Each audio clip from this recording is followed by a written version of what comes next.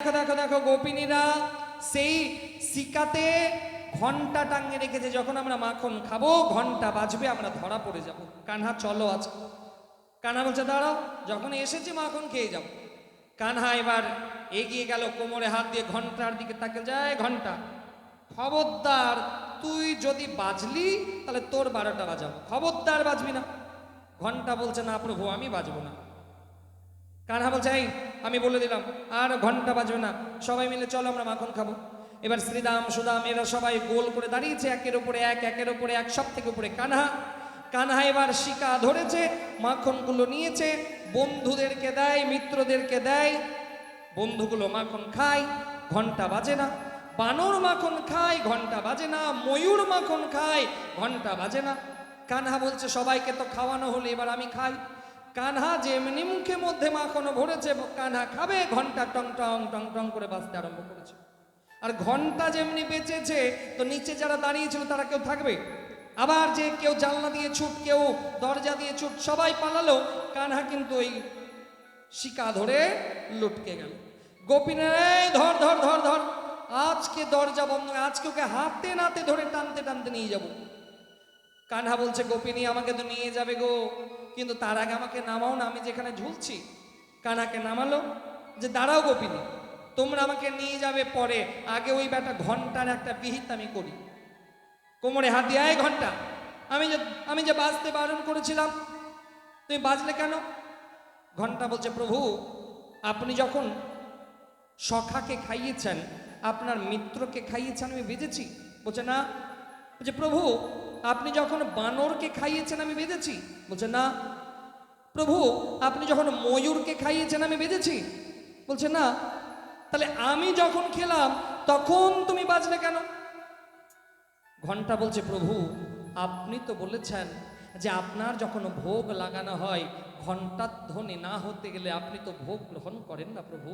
আর আপনি যখন ভোগ গ্রহণ করছেন হে প্রভু, তাহলে আমি কেমন করে স্থির থাকবো প্রভু? তাই তো আমি বেজেছি প্রভু। এই জন্য আজও মান্যতা আছে, কৃষ্ণকে যখন ভোগ লাগানো হয়, ঘন্টার ধ্বনির আওয়াজ যদি কৃষ্ণের কানে না যায়, গোবিন্দ ভোজন করে না। এই জন্য আজও গোবিন্দকে ভোগ লাগানোর সময় ঘন্টার ধ্বনি করা হয়। আর নিয়ম আছে মা, যে ঘন্টা, সেই ঘন্টার উপরে যেন গরুর পাখির চিহ্ন থাকে। দেখবেন ঘন্টার উপরে একটা পাখি থাকে না, যাকে গরুর ঘন্টা বলে। বলছে এই গরুর কেন বিরাজমান ঘন্টার উপরে?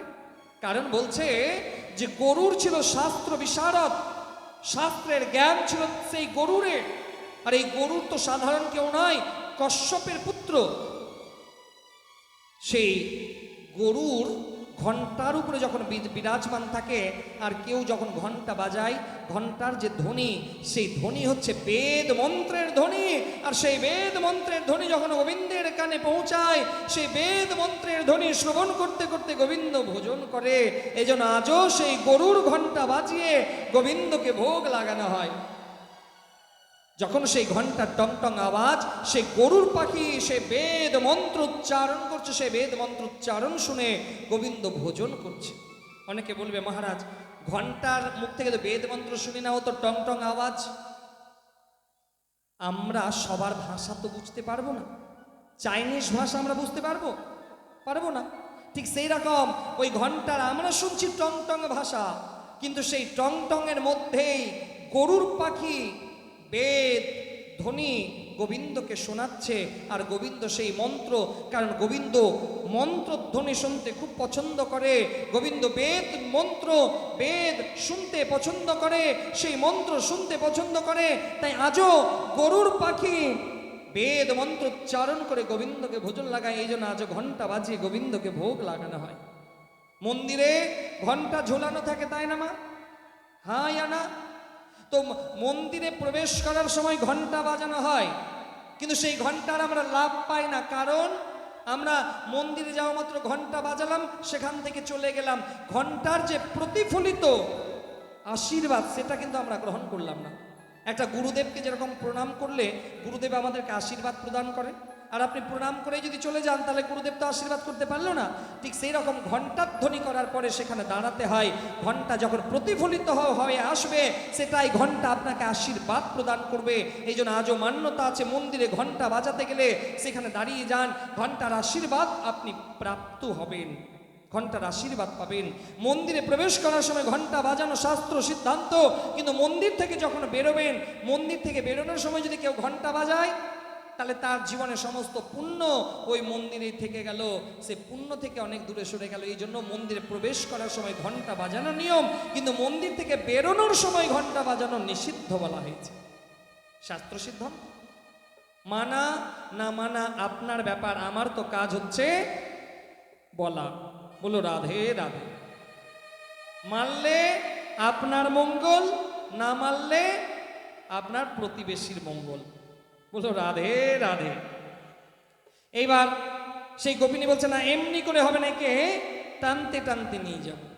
এইবার একটা গোপিনী কানহার হাত ধরেছে, এবার টানতে টানতে নিয়ে যাচ্ছে যশোদার কাছে। খুব মন দিয়ে শুনুন। এইবার ব্রজধামে একটা নিয়ম আছে বাবা, সামনে যদি ভাসুর মামা শ্বশুর চলে আসে তাহলে ঘোমটা দিতে হয়। আপনারাও তো দেনই, খুবই ভালো আপনারা। তো আগেকার দিনে যখন ভাসুর সামনে আসতো, মামা শ্বশুর চলে আসতো, তো মায়েদেরকে ঘোমটা দিতে হতো। এখন তো মায়েদের শাড়ি আউট হয়ে গেল। বলো রাধে রাধে। হাততালি বাজালে এত কঞ্জুসি কেন? জোরে বাজাও। তারা বাজাবে না যারা ঘোমটা দেয় না, আমি বুঝতে পারলাম। তারাই বাজালো না যারা ঘোমটা দেয় না, আর যারা ঘোমটা দেয় তারা বাজিয়েছে। বলো রাধে রাধে। ছোটবেলাতে একটা জিনিস খুব মনে পড়ে গেল, বলবো কি বলবো না ভাবছি, বলেই দিই, আজকে তো শেষ, আর তো আসবো না।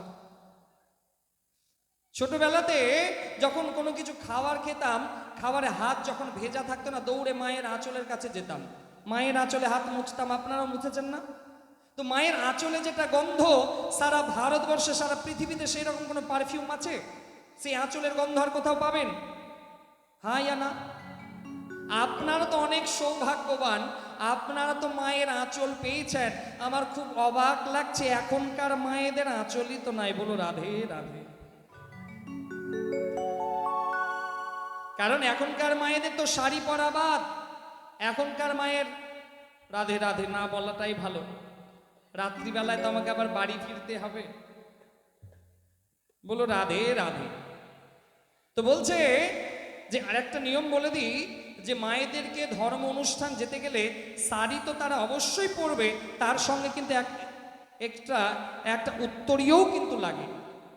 এটা অনেক মায়েরা জানে না, কিন্তু একটা মাকে একটা উত্তরীয়, ঘোমটা যেন মাথায় থাকে, এটা কিন্তু মান্যতা আছে। তো সেই সময় ব্রজধামে সেই গোপিনী যখন টানতে টানতে নিয়ে যাচ্ছে, তো সেই ব্রজ গোপিনীর সামনে ভাসুর চলে এসেছে। এবার ভাসুর যখন এসেছে, ঘোমটা তো দিতে হবে। কিন্তু এক হাতে কি ঘোমটা দেওয়া যায় বাবা? এক হাতে তো ঘোমটা দেওয়া যাবে না, আর এক হাতে তো কানহাকে ধরে আছে, তো ঘোমটা দেওয়ার জন্য তো দুটো হাত লাগবে। তো কানহাকে ছেড়েছে, দুটো হাতে ঘোমটা দিয়েছে, কানহা নিজের হাত ছাড়িয়ে তার স্বামীর হাত ধরিয়ে দিয়েছে।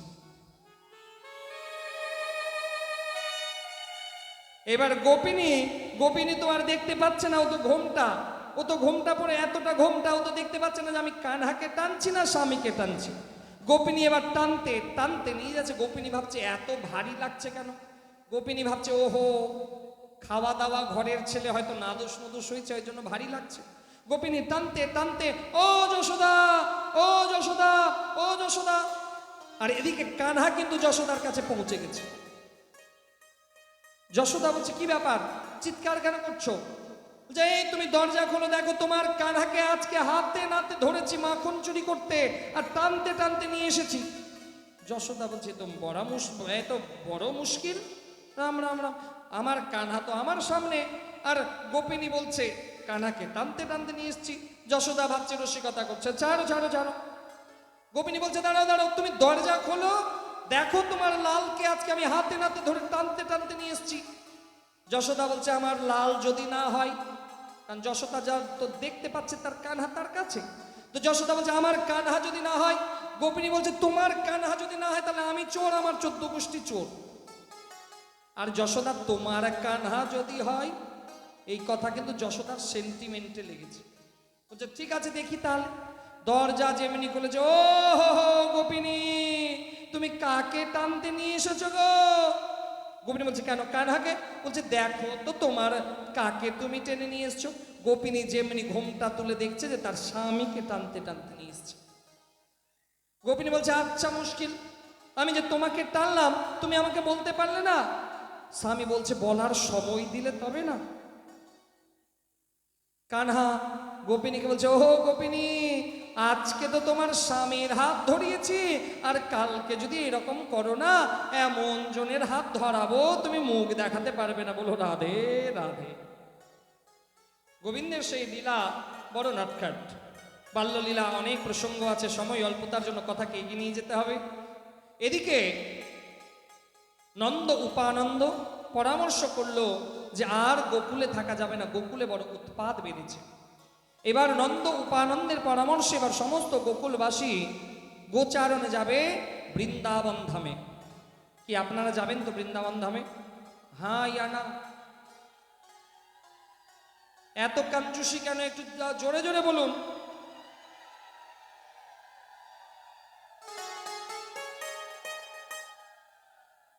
বৃন্দাবন ধামে এবার আমরা মানসিকভাবে সে বৃন্দাবন ধামের পথে যাব।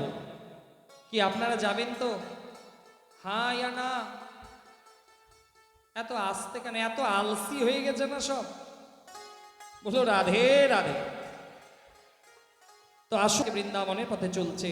তো বৃন্দাবনে যেতে গেলে তো এমনি এমনি যাওয়া যায় না মা। যাদের পায়ে ব্যথা হয়নি তারা দাঁড়াবেন, আর যাদের পায়ে ব্যথা হয়েছে তারা বসে থাকুন। কারণ অনেকে বলে মহারাজজি বলেছে এবার একটু আরাম পেলাম, পায়ে অনেকক্ষণ থেকে ব্যথা। राधे राधे जपा करो, कृष्ण नाम रस पिया करो। राधे राधे जपा करो, कृष्ण नाम रस पिया करो। राधे राधे जपा करो, कृष्ण नाम रस पिया करो।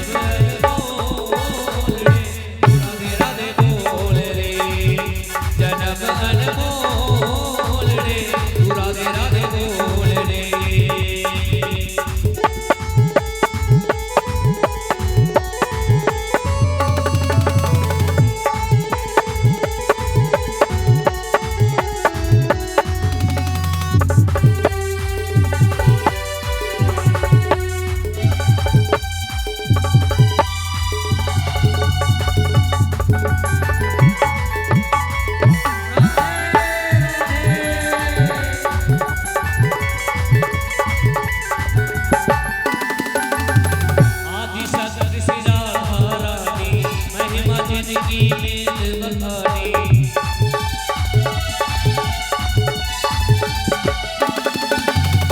आदि शक्ति श्री राधा रानी महिमा जिनकी मेद बखानी प्रेम रस बोल रे पूरा राधे बोल रे प्रेम रस बोल रे पूरा राधे बोल रे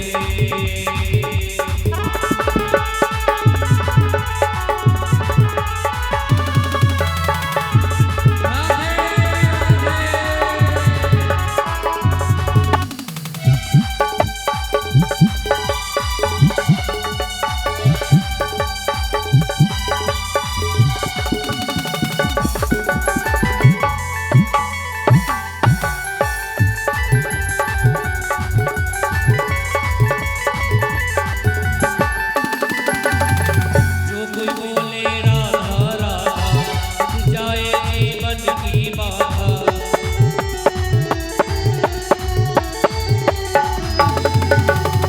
जो कोई बोले राधा राधा जाए जीवन की बाधा तू हरि हरि बोल रे तू राधे राधे बोल रे तू हरि हरि बोल रे तू राधे राधे बोल रे मिलेंगे सावड़िया बजेगी बांसुरिया मिलेंगे सावड़िया बजेगी बांसुरिया जन्म अनमोल रे तू राधे राधे बोल रे जन्म अनमोल रे तू राधे राधे बोल रे जन्म अनमोल रे तू राधे राधे बोल रे जन्म अनमोल रे तू राधे राधे बोल रे সেই সবাই মিলে আমরা বৃন্দাবন ধামের মাটিকে প্রণাম করি। সবাই মিলে মানসিকভাবে বৃন্দাবনের ধামের মাটিকে প্রণাম করুন। বলি বৃন্দাবন ধাম কি। আমরা সবাই সেই বৃন্দাবন ধামে উপস্থিত হলাম। ভগবান কৃষ্ণ সেখানে উপস্থিত হলো। বৃন্দাবনে গোচারণ লীলা আরম্ভ হলো। যে ভগবান বাঁশি বাজাচ্ছে আর গাভীগণ ঘাস চারণ করছে।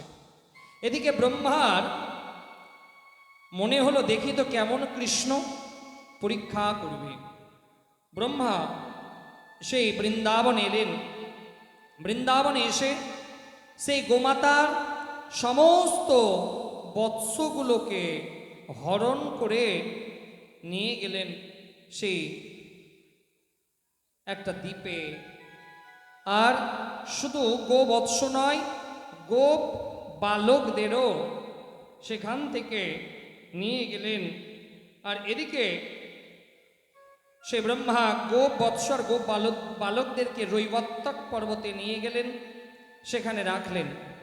এদিকে সন্ধ্যা পড়ে গেছে, গো বৎস আর ফিরে না, গোপ বালক ফিরে না।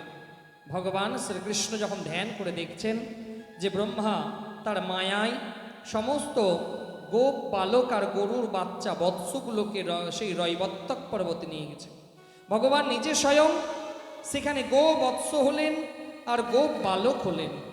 গো বৎস হয়ে এসে গাভীগণদের কাছে গেলেন। আজকে মা অন্যান্য সময়,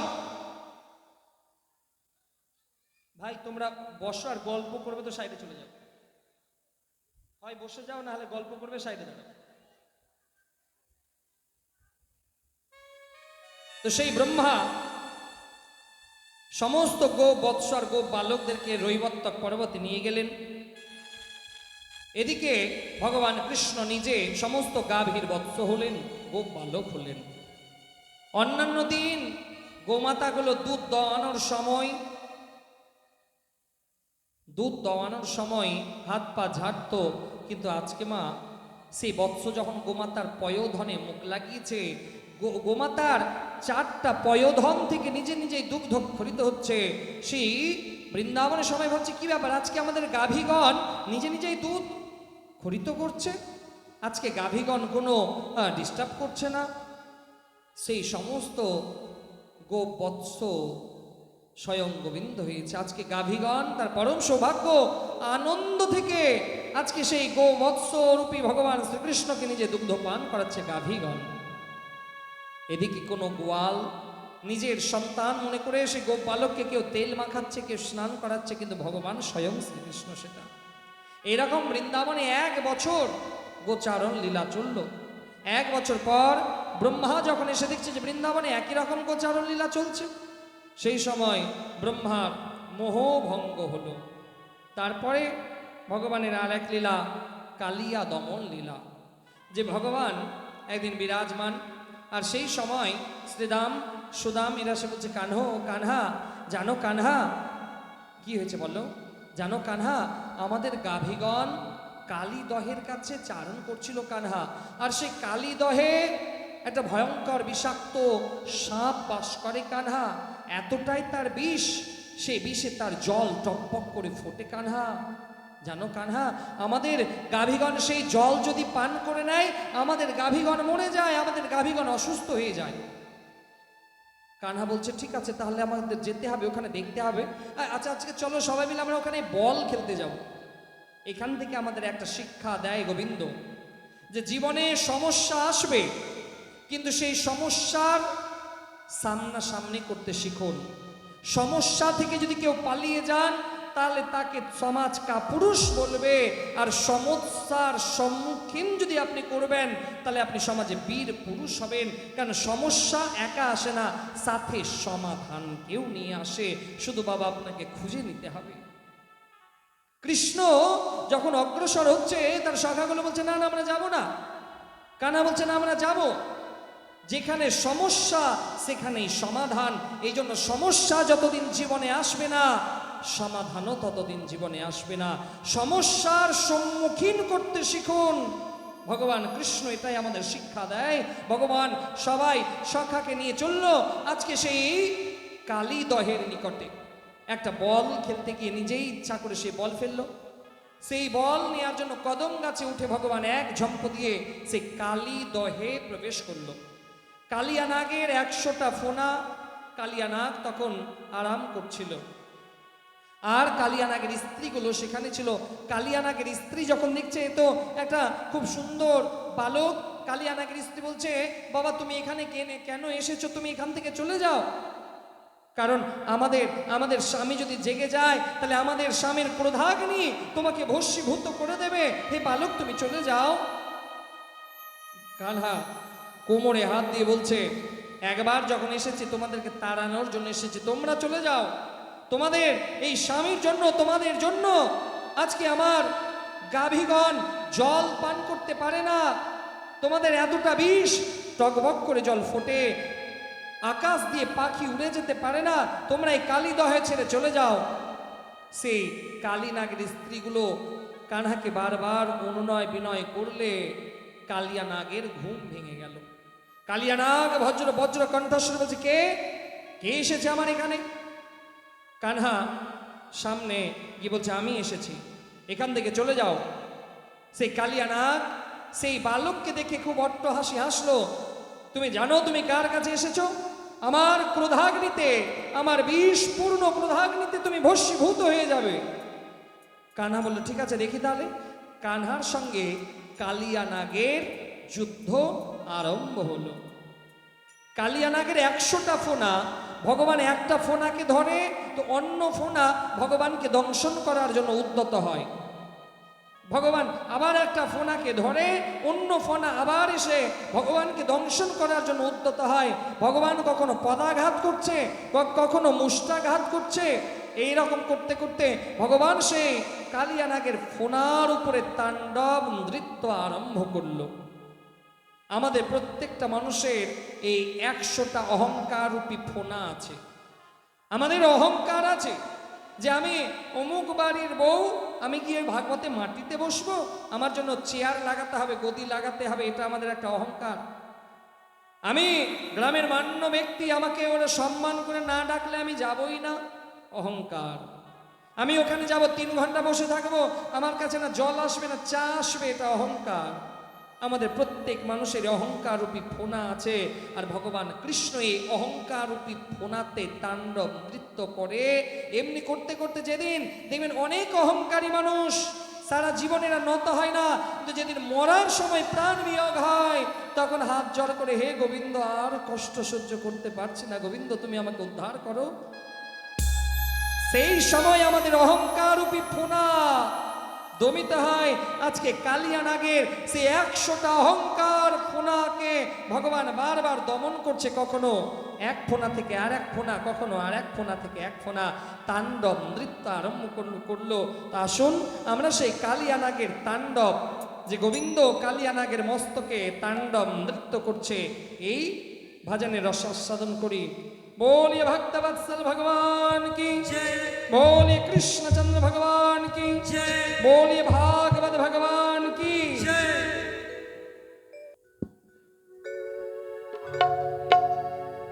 तांडवगति मुंडन पे नाचत गिरिधारी, तांडवगति मुंडन पे नाचत गिरिधारी, तांडवगति मुंडन पे नाचत गिरिधारी। पग पग पग पग पटकत पग पग पग पननि परदा,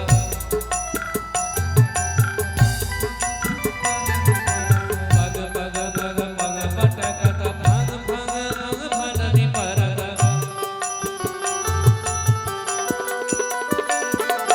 बिग बिग बिग बिनति करत, बिग बिग बिग बिनति करत, बिग बिग बिग बिनति करत, बिग बिग बिग बिनति करत। नाग बधुहारी, तांडवगति मुंडन पे नाचत गिरिधारी, तांडवगति मुंडन पे नाचत गिरिधारी।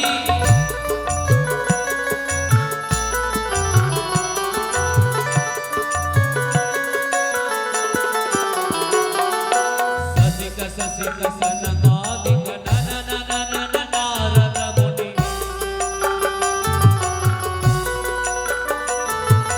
ससिक ससिक सनकादिक नन नन नन नारद मुनि।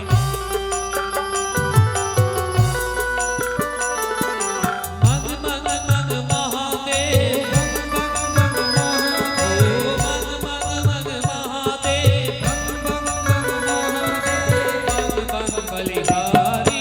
तांडवगति मुंडन पे नाचत गिरिधारी, तांडवगति मुंडन पे नाचत गिरिधारी।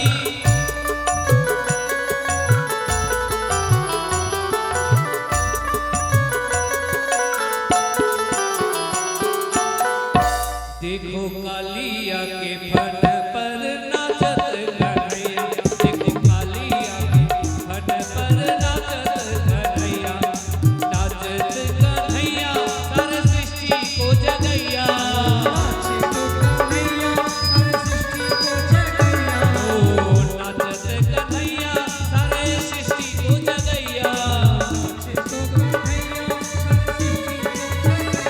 देखो कालिया के फन पर नाचत कन्हैया, देखो कालिया के फन पर नाचत कन्हैया, हे नाचत कन्हैया हर जग को धैया,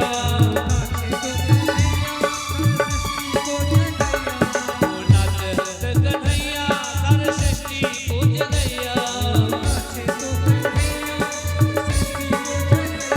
देखो कालिया के फन पर नाचत कन्हैया, देखो कालिया के फन पर नाचत कन्हैया, देखो कालिया के फन पर नाचत कन्हैया, देखो कालिया के फन पर नाचत कन्हैया, देखो कालिया के फन पर नाचत कन्हैया, देखो कालिया के फन पर नाचत कन्हैया।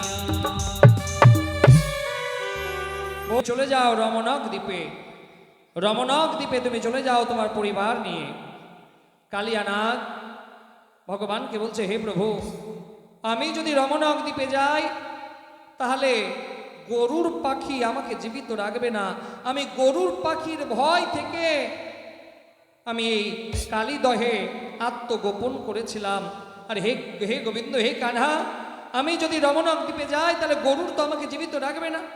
ভগবান কালিয়ানাগকে বলল, হে কালিয়ানাগ, আমার এই পদচিহ্ন তোমার মস্তকে দেখার পর গরুর পাখি তোমার কোনো ক্ষতি করবে না, তুমি সপরিবার নিয়ে রমণক দ্বীপে চলে যাও। সেই কালিয়ানাগ সপরিবার নিয়ে রমণক দ্বীপে চলে গেল। বলিয়ে ভক্তবৎসল ভগবান কি। কালিয়া দমন লীলা সম্পূর্ণ হলো। তারপরে লীলা আসে বংশী বাদন, যে ভগবান বাঁশি বাজাচ্ছে, কদম গাছে বসে ভগবান বাঁশি বাজাচ্ছে।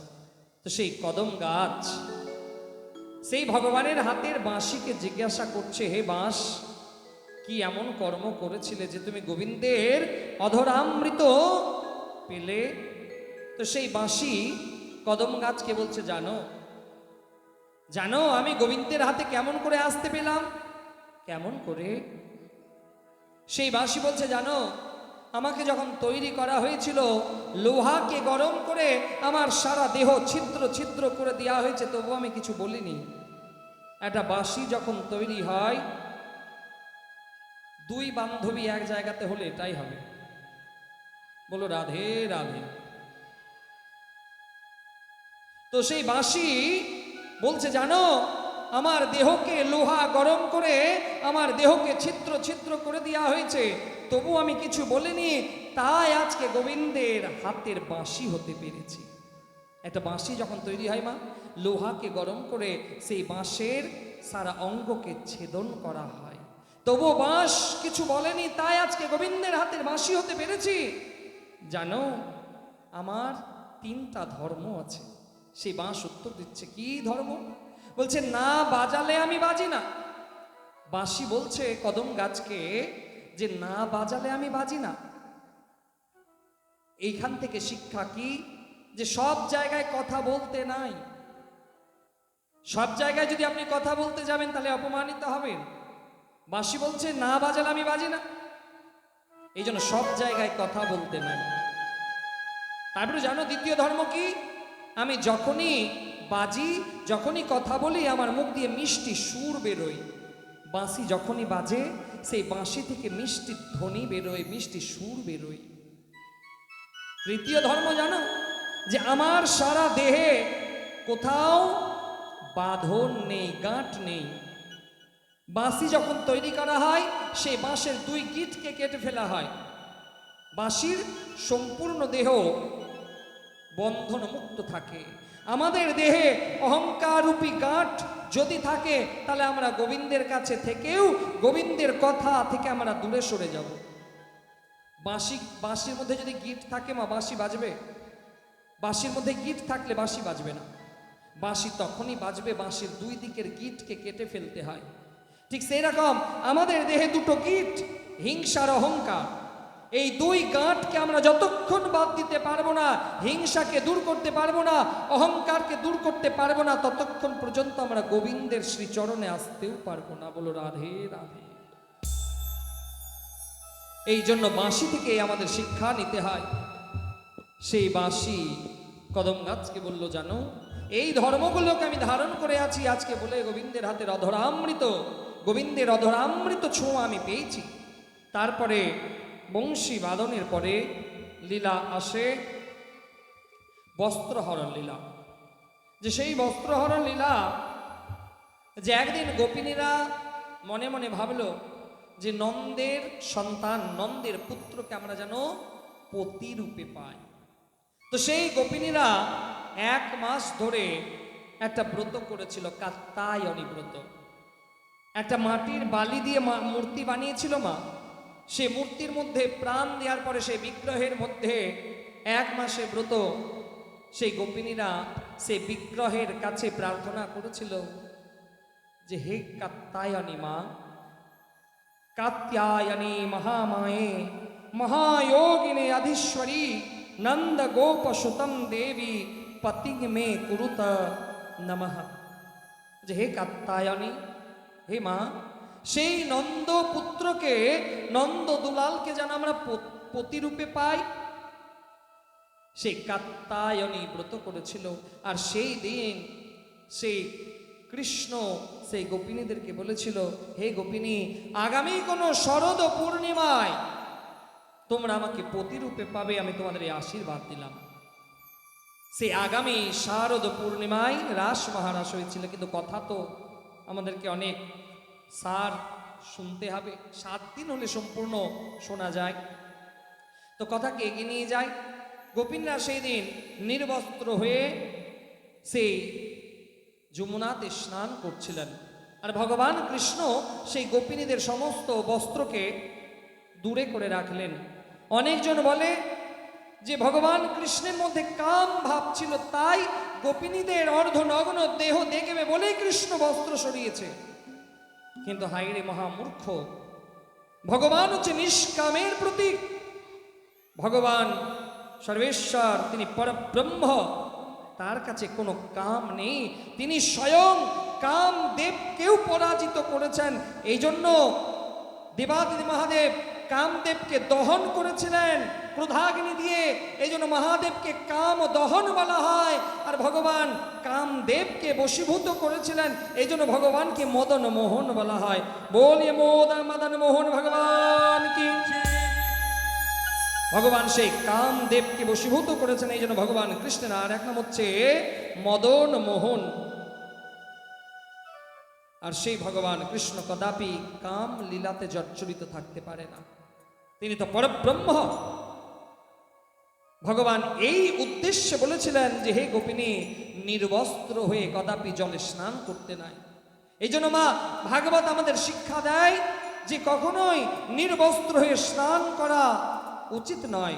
আপনি বাথরুমে স্নান করুন, আর নদীতে স্নান করুন, আর পুকুরে স্নান করুন, শরীরে একটা বস্ত্র দিয়েই স্নান করা উচিত। বলছি কেন? নির্বস্ত্র হয়ে স্নান করলে জলের দেবতা বরুণ, সে বরুণ আমাদের উপরে ক্রোধান্বিত হয়ে যায়, বরুণ কষ্ট পায়, আমাদের উপরে রেগে যায়। এই জন্য বরুণ দেবতা যেন না রাগে, তার জন্য আপনি বস্ত্র দিয়ে স্নান করুন, নির্বস্ত্র হয়ে নয়। আর সেই গোপীরা নির্বস্ত্র হয়ে স্নান করছিল, এই শিক্ষা দিল সেই সর্বেশ্বর বাসুদেব কৃষ্ণ। ভগবান কৃষ্ণ তারপরে লীলা অন্ন ভিক্ষা, এই অন্ন ভিক্ষা লীলাকে প্রণাম করে আমরা কথাকে এগিয়ে নিয়ে যাই, কারণ আমাদের আজকে গিরি গোবর্ধনে যেতে হবে। কারণ একজন ভক্ত অক্লান্ত পরিশ্রম করে ভগবানের জন্য আজকে 56 ভোগ নিয়ে এসেছেন ভগবানকে নিবেদন করার জন্য। এই জন্য ভগবান ভক্তদের খুব পছন্দ করেন। এই জন্য যখন একটা কথা মনে পড়ে গেল যে ভগবান যখন দ্রৌপদীকে জিজ্ঞেস করছে, বলো তুমি কি চাও, বলো তুমি কি চাও, তো দ্রৌপদী বলছে হে প্রভু, যত কষ্ট সেই কষ্ট আমাকে দাও। কেন? বলছে সুখ দিতে গেলে তো আমি তোমাকে ভুলে যাব প্রভু, আর কষ্ট তুমি যদি আমাকে দাও তাহলে বারে বারে আমি তোমাকে স্মরণ করব।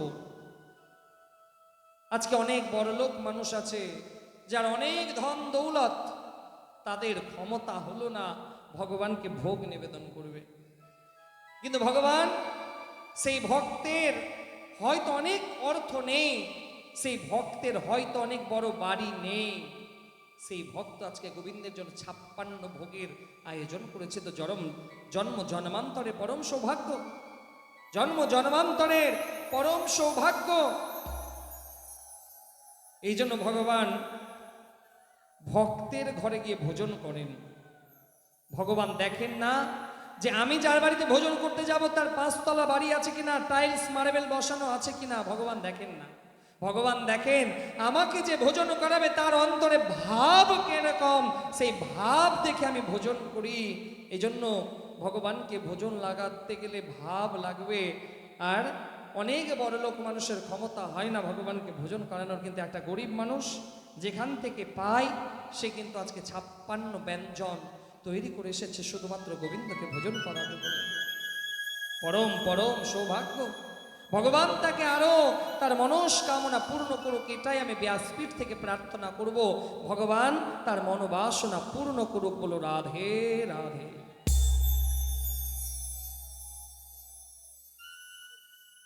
এদিকে সেই ব্রজধামে নন্দ বাবা এরা একটা যজ্ঞের আয়োজন করলো। কি যজ্ঞ? ইন্দ্রযজ্ঞ। ইন্দ্রযজ্ঞ কেন? বলছে তখন হেমন্তকাল, তখন হেমন্তকাল, ইন্দ্রের পুজো করতে হবে, ইন্দ্রের জন্য যজ্ঞ করতে হবে।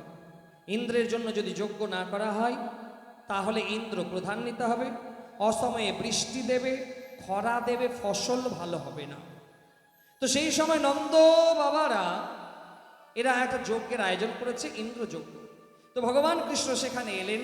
বাবা আজকে ব্রজধামে কোনো উৎসব হবে নাকি? হ্যাঁ পুত্র, হ্যাঁ কানহা। কি উৎসব হবে বাবা? কার যজ্ঞ হবে? বলছে যে ইন্দ্রের যজ্ঞ হবে, ইন্দ্র যজ্ঞ হবে। কেন বাবা ইন্দ্রের যজ্ঞ কেন? যে আরে কানহা তুমি জানো না, ইন্দ্র যদি সন্তুষ্ট না হয় তাহলে ইন্দ্র ক্রোধান্বিত হয়ে যাবে, আর ইন্দ্র যদি ক্রোধান্বিত হয়ে যায় তাহলে অসময়ে বর্ষা দেবে, অসময়ে খরা দেবে, আমাদের ফসল ভালো হবে না। তাই আমরা ইন্দ্রের যজ্ঞ করছি। বাবা তাহলে ভয়ে ভক্তি? কানহা তুমি এমন কথা বলছো কেন? বলছে বাবা পুজো যদি করতে হয় তাহলে গিরি গোবর্ধনের পূজা করুন। কেন কানহা? বাবা আমরা যখন গোচারণে যাই তাহলে আমরা যে গোচারণে যাই সেই দুপুরবেলাতে আমরা গিরি গোবর্ধনে যে ফলমূল কন্দ থাকে সেটা খাই, তাহলে গিরি গোবর্ধন আমাদের রক্ষা করছে। বলছে হ্যাঁ। আমাদের গাভীগণ সেই গিরি গোবর্ধনের লতা পাতা ঘাস খায়। বলছে হ্যাঁ। বলছে তাহলে আমাদেরকে বাঁচাচ্ছে কে? বলছে গিরি গোবর্ধন। বলছে তাহলে বাবা যে বাঁচাবে তার পুজো করা উচিত, না যে আমাদের ফসল নষ্ট করবে তার পূজা করা উচিত? নন্দবা বলছে কানহা কথাটা তো ঠিক। কানহা যদি আমরা ইন্দ্রের পূজা না করি আর ইন্দ্র যদি প্রধান্বিত হয়ে যায়? কানহা বলছে ঠিক আছে আমি দেখে নেব ইন্দ্রকে। বাবা চলো আমরা সবাই মিলে আজকে গিরি গোবর্ধনের দিকে যাই, গিরি গোবর্ধনের পূজা করি। এদিকে ভগবান কৃষ্ণ তিনি তো সর্বেশ্বর, তিনি তো পরব্রহ্ম, তিনি গিরি গোবর্ধনকে গিয়ে বললেন হে গিরি গোবর্ধন, আমি আমার সমস্ত ব্রজবাসীকে নিয়ে তোমার কাছে আসব। আমি আমার একটা শক্তি তোমার মধ্যে আমার একটা শক্তি তোমার মধ্যে প্রবেশ করবে। আমার ব্রজবাসী মনে মনে ভাববে তুমি ভগবান। গিরি গোবর্ধন হাত জোর করে ভগবানকে বলছে হে প্রভু, তো আমার পরম সৌভাগ্য, আপনি আমার হৃদয়ে, আপনি আমার মধ্যে স্থান নেবেন, এ তো আমার পরম পরম পরম সৌভাগ্য প্রভু। ভগবানের একটা শক্তিকে, ভগবানের একটা রূপকে সেই গিরি গোবর্ধনের মধ্যে প্রবেশ ঘটালো। আর একদিকে ভগবান শ্রীকৃষ্ণ ব্রজবাসীকে নিয়ে সেই গিরি গোবর্ধনে এলো, অনেক ফল মূল নৈবেদ্য ভোগ নিয়ে। সেই সময় গিরি গোবর্ধনের পরিক্রমা করলো। গিরি গোবর্ধনের পরিক্রমা কিন্তু করতে হয় মা, গিরি গোবর্ধনের পরিক্রমা 21 কিলোমিটারের পরিধি। আজও যারা বৃন্দাবনে যায় তো বৃন্দাবনে গেলে গিরি গোবর্ধনের পরিক্রমা কিন্তু করতেই হয়। আর এই গিরি গোবর্ধন, সেই গিরি গোবর্ধনে যখন গেল তো ভগবানকে পূজা করতে গেলে প্রথমে তো ভগবানকে স্নান করাতে হয়। তো সমস্ত ব্রজবাসী গঙ্গা থেকে জল নিয়ে এসছে, কলসি কলসি জল, হাজার কলসি জল নিয়ে অভিষেক করাচ্ছে। এবার 21 কিলোমিটার যার চওড়া, তাকে বাবা ওই কলসির জল দিয়ে স্নান করানো যাবে সম্পূর্ণ? তো ব্রজবাসীরা বলছে কানহা এত দূর থেকে জল নিয়ে এসে আমরা এত গিরি গোবর্ধনকে, এত বড় গিরি গোবর্ধনকে কেমন করে অভিষেক করাবো কানহা? তুমি কোনো একটা ব্যবস্থা করো। ভগবান কৃষ্ণ তখন মনে মনে গঙ্গাকে আবাহন করলেন, মনে মনে গোবিন্দ গঙ্গাকে আবাহন করলেন। এই মনে মনে গঙ্গাকে আবাহন করায় সেখানে গঙ্গা প্রকট হলো। সেই গঙ্গার নাম হলো মানসী গঙ্গা। বলে মানসী গঙ্গা মাইয়া কি। সেই মানসী গঙ্গার জল দিয়ে ভগবান গিরি গোবর্ধনের অভিষেক হলো। আমরাও সবাই মনে মনে মানসী গঙ্গাকে ডুব লাগান। চলুন আমরা সবাই মানসী গঙ্গাতে স্নান করুন মনে মনে। সবাই মিলে আজকে মনে মনে মনকে নিয়ে চলুন সেই গিরি গোবর্ধনের কাছে, আর সেই মানসী গঙ্গাতে আমরা স্নান করি। স্নান করে গিরি গোবর্ধনের পরিক্রমা করব, পরিক্রমা করে তারপরে আমরা গিরি গোবর্ধনের পূজা করব। আসুন আমরা সেই সুন্দর একটা ভজনের রসাস্বাদন করতে করতে আমরা সেই মানসী গঙ্গাতে ডুবকি লাগাই। বলে গঙ্গা মাইয়া কি, बोले गंगा मैया की, बोले गंगा मैया की। गंगे गंगे माँ गंगे, गंगे गंगे माँ गंगे, गंगे गंगे माँ गंगे, गंगे गंगे माँ गंगे, गंगे गंगे माँ गंगे,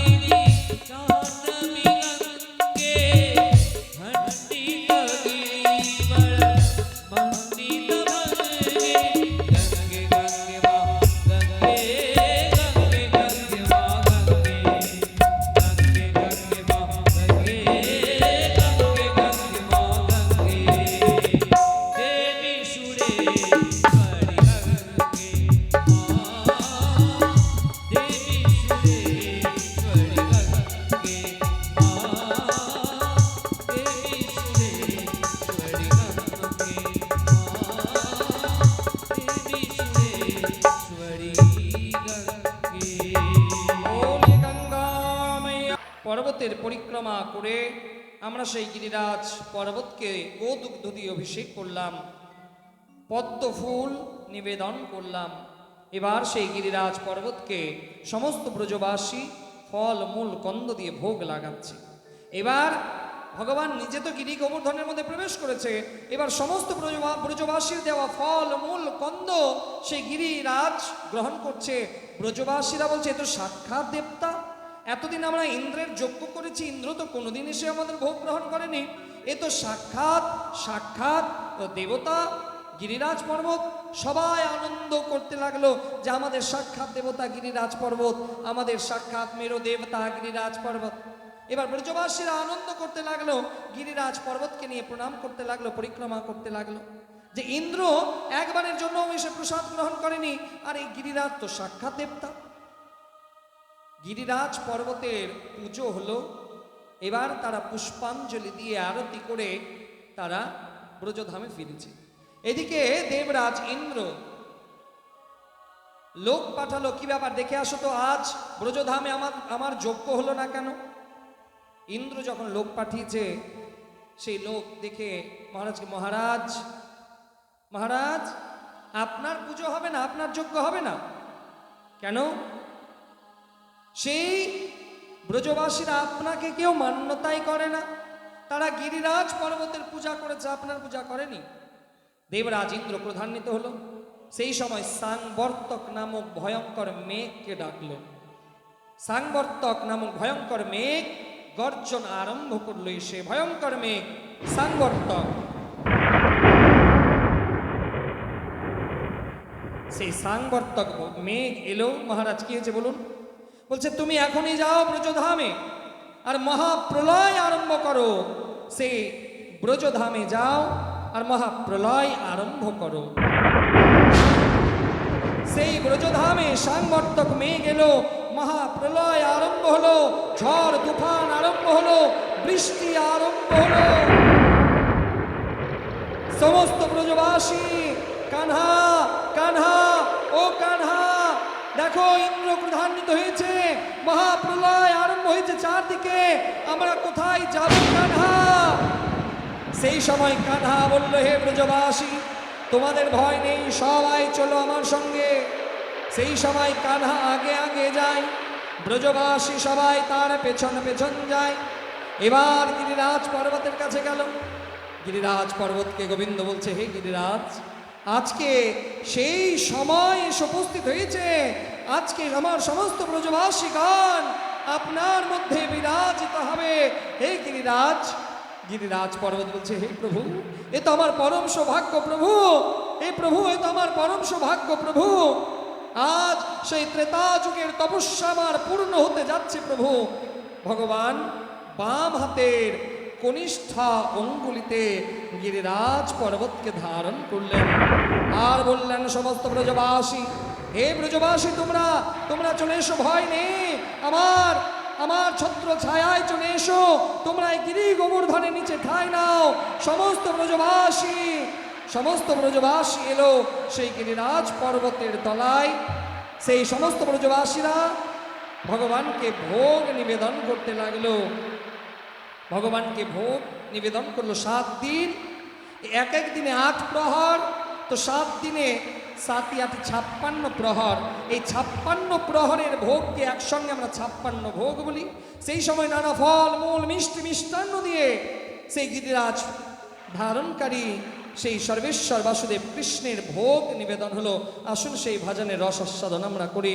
প্রেম সে বলে বৃন্দাবন বিহারী লাল কি।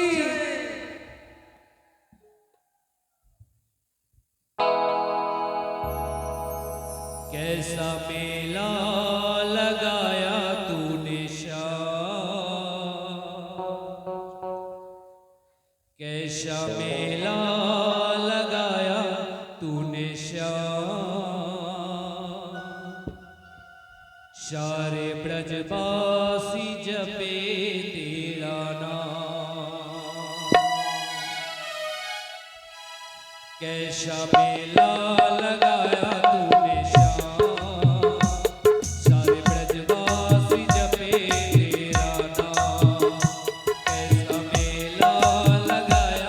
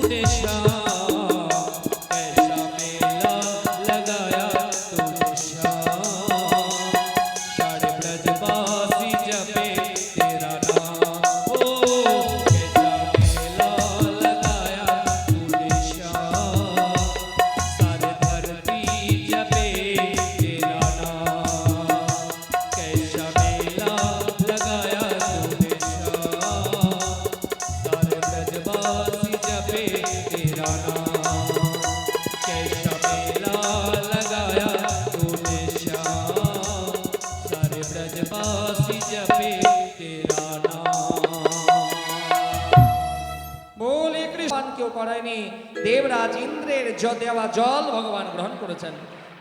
7 দিন পরে যখন দেবরাজ ইন্দ্র এলো ভগবানের কাছে, হে প্রভু আমাকে ক্ষমা করে দিন, আমার ভুল হয়েছে। ভগবান বলছে, না, আপনি কোনো ভুল করেননি, আপনি আমাকে জল পান করিয়েছেন। সেই সময় সুরভি মাতা এলো। সেই সুরভি মাতা নিজের ভগবান কৃষ্ণকে ডাকলো গোবিন্দ বলে। সেই সুরভির দেয়া নাম হচ্ছে গোবিন্দ। এই গিরিরাজ পর্বতকে ধারণ করলো।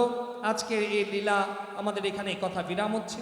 এবার আসুন আমরা সবাই মিলে 7 দিনের ভাগবত শ্রবণের ফল পেতে যাই। সবাই বসে যান আর সবাই মাথাটাকে ঢেকে নেন, কারণ এবার আমরা সম্পূর্ণ ভাগবতের ফল পেতে যাচ্ছি। পায়ে জুতা থাকলে জুতাটাকে খুলে দিন।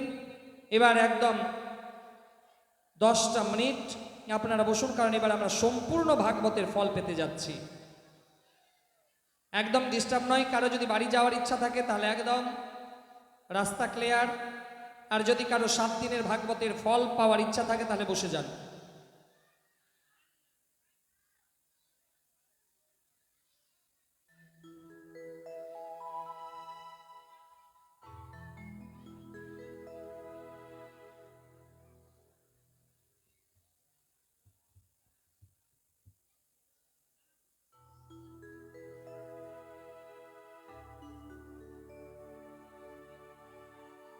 সবাই বসে যান।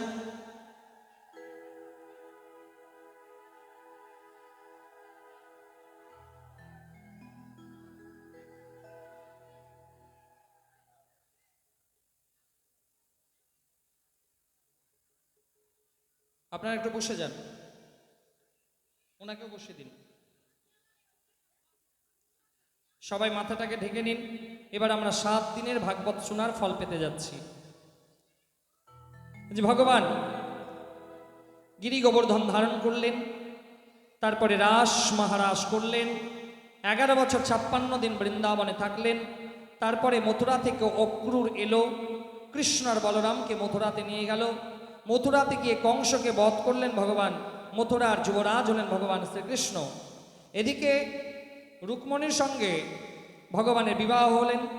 ভগবানের বিবাহ হলো রুক্মণীর সঙ্গে আরও 7 জন রানী, মোট 8 জন পাত্রানীকে ভগবান বিবাহ করলেন। এদিকে ভগবান আকাশ বিহারে বেরিয়েছেন। আর নরকাসুর, যাকে ভৌমাসুরও বলা হয়, তিনি 16,100 কন্যাকে বন্দি বানিয়ে রেখেছেন। সেই সময় ভগবান শ্রীকৃষ্ণ 16,100 কন্যাকে উদ্ধার করলেন। সেই কন্যারা ভগবানের কাছে বললেন যে এখন আমরা যদি বাড়ি ফিরে যাই, বাড়ি আমাদের সংসার গ্রহণ করবে না, কারণ আমরা যেহেতু অনেক দিন অসুরের গৃহে ছিলাম। এবার আমাদের অন্য কোনো পথে চলে যেতে হবে। ভগবান বলছে দুটোই তো খারাপ রাস্তা। ভগবান সেই 16,100 কন্যাকে গ্রহণ করলেন। ভগবান কৃষ্ণের মোট রানী হলো 16,108। এদিকে ভগবান শ্রীকৃষ্ণের বংশজ প্রত্যেকটা 10টা করে পুত্র সন্তান, 1টা করে কন্যা সন্তান। 16,108 রানীর সন্তান হলো 1,77,188টা। ভগবান কৃষ্ণের বংশে ছিল একজন শাম্ব নামক খুব সুন্দর। সেই শাম্বকে গর্ভবতী স্ত্রী সাজানো হলো।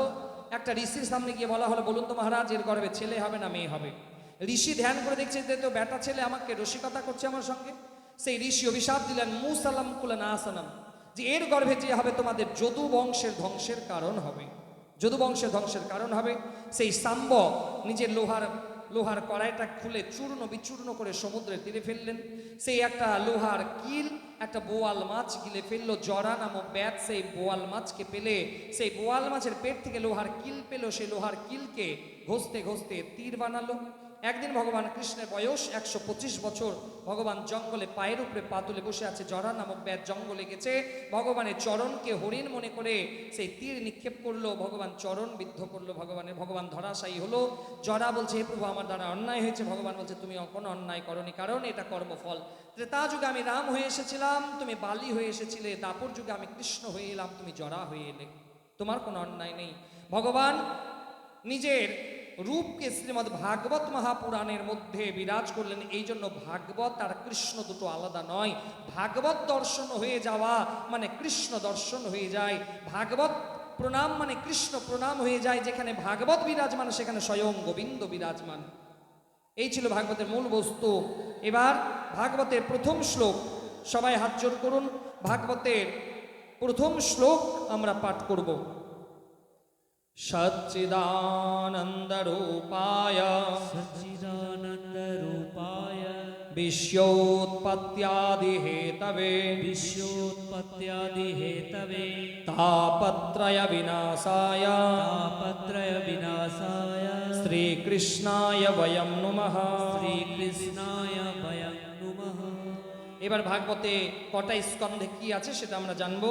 ভাগবতের প্রথম স্কন্ধে 6টা প্রশ্নের সাথে 24টা অবতারের বর্ণনা করা হয়েছে 19টি অধ্যায়ে।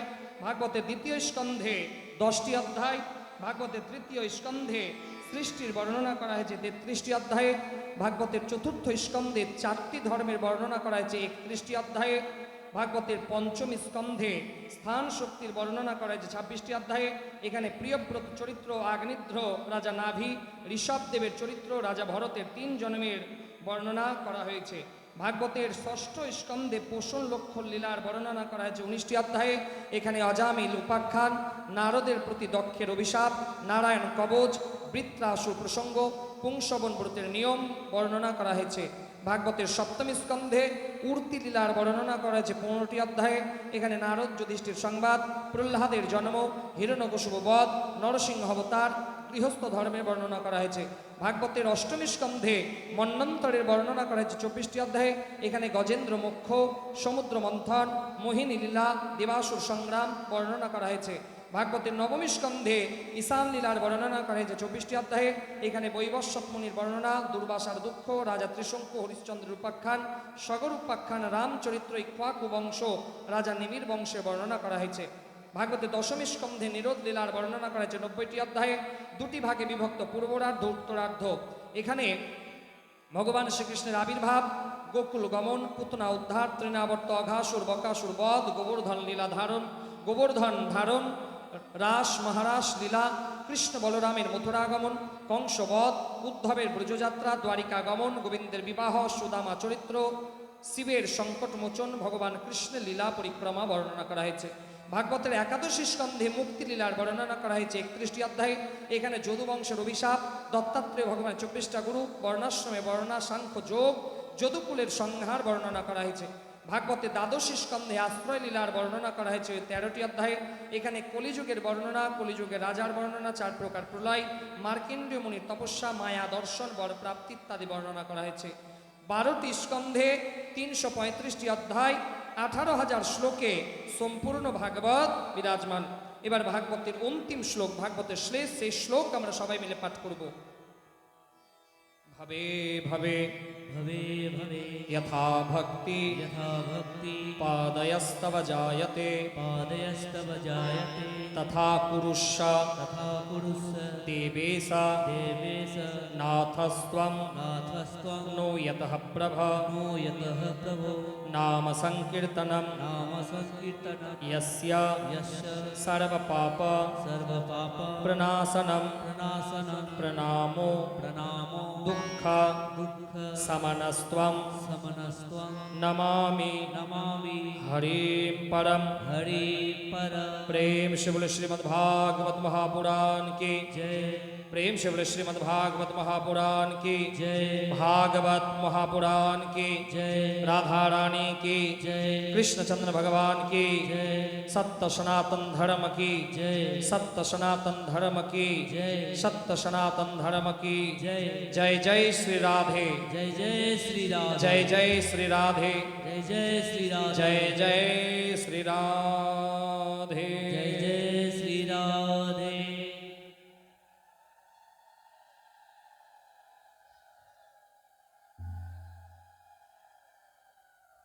এই ছিল ভাগবতের মূল কথা।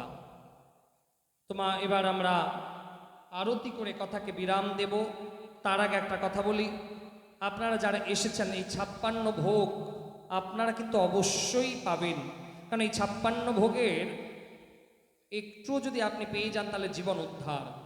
মানে অমৃত বেশি গ্রহণ করতে নাই, 1 ফোঁটা অমৃত পেয়ে গেলেই যেরকম অমর হয়ে যায়, সেরকম 56 ভোগের একটু যদি আপনি পেয়ে যান, এটাই আপনার সব থেকে বড় প্রাপ্তি হবে। আর একটা কথা, যে এই 3 দিন আপনাদের এখানে এসেছিলাম, এই 3 দিনে বাবা আমার মুখ দিয়ে যদি কোনো কটু কথা বেরোয়, আমার কথা যদি কাউকে আঘাত করে, তার জন্য আমি ক্ষমা প্রার্থী। কারণ আমি এখন অনেক বাচ্চা, অনেক ছোট, অনেক কিছুই জানি না, হয়তো অপরাধ হতে পারে, ক্ষমা করবেন বলো রাধে রাধে। তবে আমি যত কথাই বলবো এই কথাগুলো মানলে আপনাদের মঙ্গল, আর না মানলে প্রতিবেশীর মঙ্গল, হলো রাধে রাধে। আর আগামী বৃহস্পতিবার থেকে 5 দিনের জন্য আমাদের ভাগবত কথা থাকবে মধুঘাট ব্যাসপুরে। আপনারা সেই কাছাকাছি লোক যদি থাকবেন তাহলে অবশ্যই আগামী বৃহস্পতিবার 16 তারিখ জ্যৈষ্ঠ থেকে 20 তারিখ জ্যৈষ্ঠ আমরা থাকবো মধুঘাট ব্যাসপুর। এমনকি আর একটা ভালো খবর দিই, আপনাদের খুব কাছে লক্ষ্মীপুর কলোনি, এখানেও আমরা আসব রথযাত্রার সময়। সম্ভবত সেটা 12, 13, 14 জুলাই। আপনারা অবশ্যই গোবিন্দের কথা রসাস্বাদন করার জন্য আসবেন। কি আসবেন তো? এত আসতে কেন? তোমা ভাগবত কথা শ্রবণ করতে গেলে দক্ষিণা প্রদান করতে হয়। কি দক্ষিণা?